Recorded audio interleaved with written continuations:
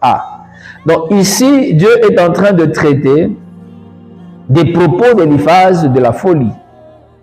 Il dit que vous n'avez pas parlé de moi avec droiture. Donc, comme pour dire que il y a des choses, la manière dont Éliphaz et les deux autres amis de Job ont parlé de Dieu à Job, ils ne parlent pas avec droiture. C'est-à-dire qu'il y avait des choses qui étaient vraies, mais il y avait l'élément, il y avait des choses qui n'étaient pas vraies. Voilà pourquoi ils étaient dans la folie.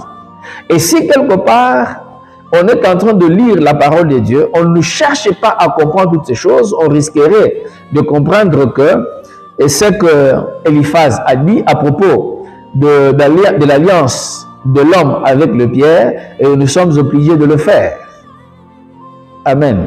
Et lorsque nous comprenons ceci, nous trouvons que ce qui a été dit n'est pas correct, parce que la Bible est totalement contre ça, et la Bible est contre ça parce que ici, nous voyons quoi?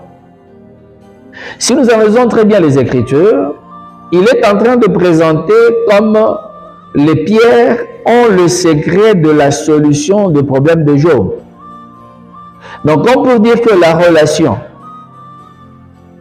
ou l'alliance entre Dieu et Job, cette alliance-là, pour Éliphaz, cette alliance-là ne pouvait pas donner la solution au problème de Job. Ou pour lui dire d'une autre manière que Job regarde, ta relation avec Dieu, cette relation-là a fait en sorte que tu arrives à perdre toutes ces choses-là. Mais qu'est-ce qui arrive? Tu dois faire l'alliance avec le Pierre. Mais dans sa stratégie, qu'est-ce qu'il a fait? Il a essayé de montrer à Job sa relation avec Dieu.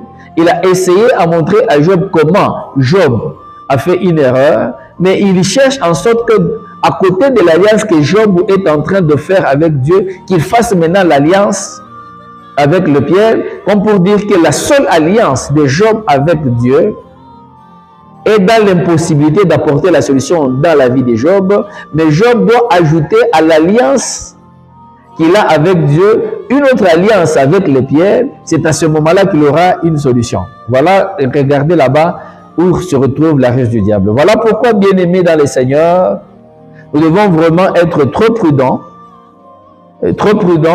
dans la lecture de la parole de Dieu, trop prudents lorsque même quelqu'un vient nous annoncer la parole de Dieu. Il peut commencer avec la bonne parole de Dieu, mais en soi, il a la ruse. Vous allez comprendre même les occultistes, quand un occultiste vient, il te présente la parole de Dieu. Il va te présenter au début, quand tu vois, tu regardes, il va reconnaître Jésus,